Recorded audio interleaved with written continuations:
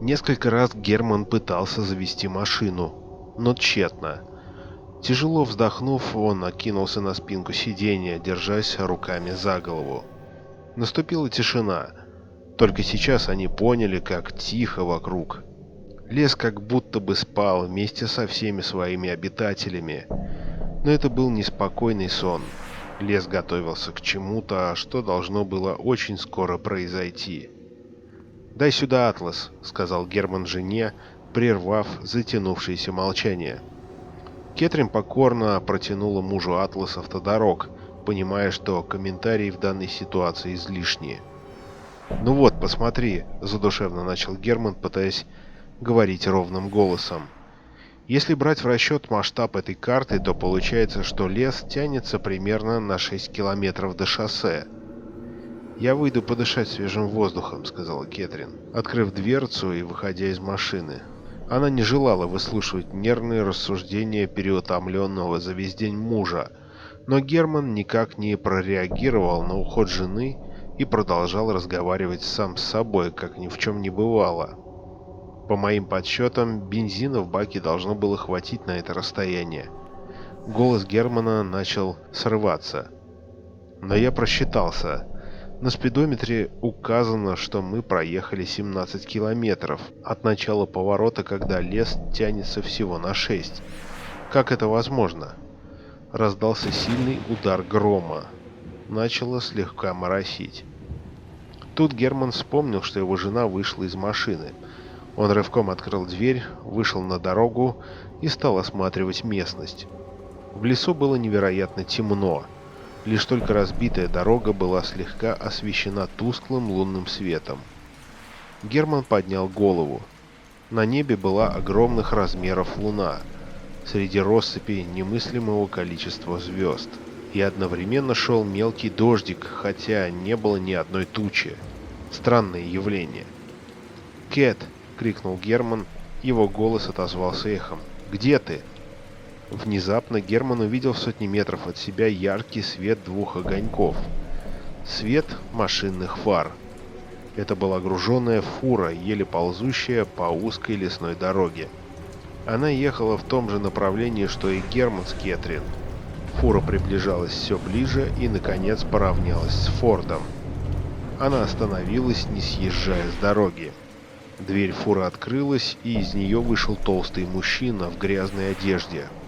Он немного постоял на месте, смотря на Германа и его машину издалека, оценивая ситуацию. Затем он, наступая во все встречные лужи, двинулся прямиком в сторону удивленного Германа. «Давно стоим?» — улыбнувшись, спросил водитель фуры, подойдя к нему и доставая из кармана пачку сигарет. Люди всегда полны радости и веселья, когда видят другого человека в паршивой ситуации. Скрытое злорадство с явным ожиданием того, что у них вот-вот попросят помощи. «Нет», — ответил Герман, внимательно разглядывая своего оппонента. Одет он был чуть опрятнее, чем бездомный, и от него за несколько метров разило перегаром. «У нас небольшие проблемы с...» «Сигарету?» — прервал его водитель фуры, протянув пачку дешевых сигарет. «Нет, я не курю».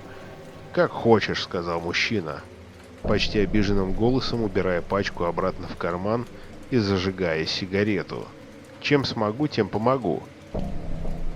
«Видите ли», — продолжал Герман, чувствуя себя в неловком положении, — «у нас закончился бензин, и...» «Так дело в бензине», — снова не дал договорить водитель фуры. «А я-то думал. Тебе крупно повезло, что я здесь проезжал.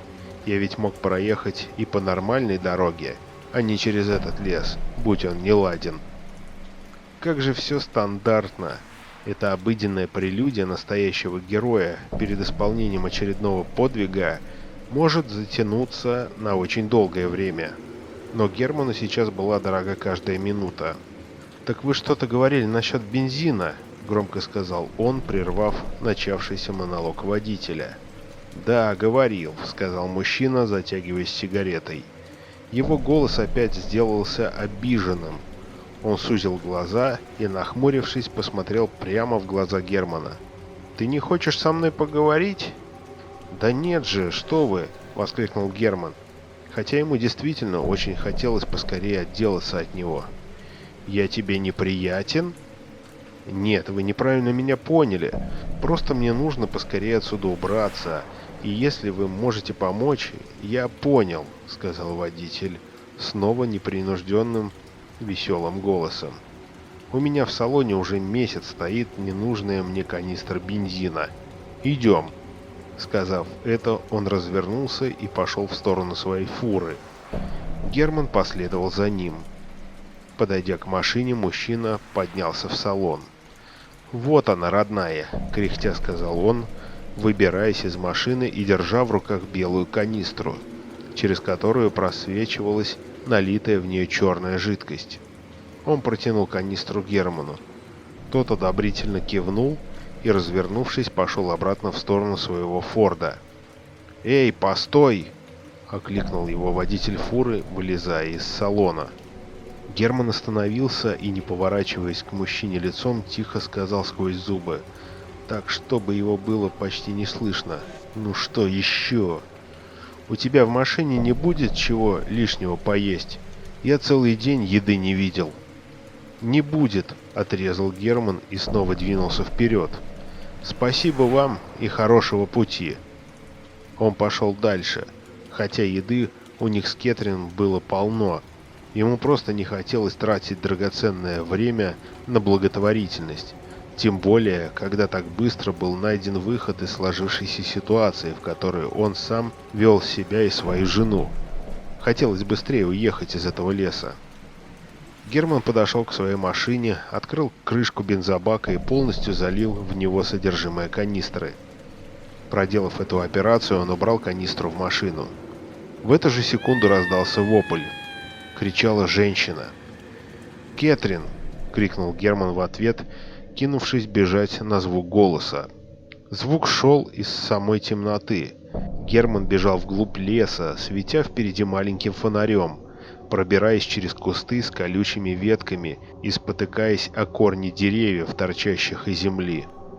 Он сталкивался на пути с деревьями и запутывался в паутине. Освещаемые фонарем кусты и деревья напоминали застывших чудовищ, готовых в любую секунду броситься на него. Он вышел на небольшую равнину, заросшую темно-зеленой травой, и увидел странную картину. Его жена Кэтрин стояла на коленях и плакала.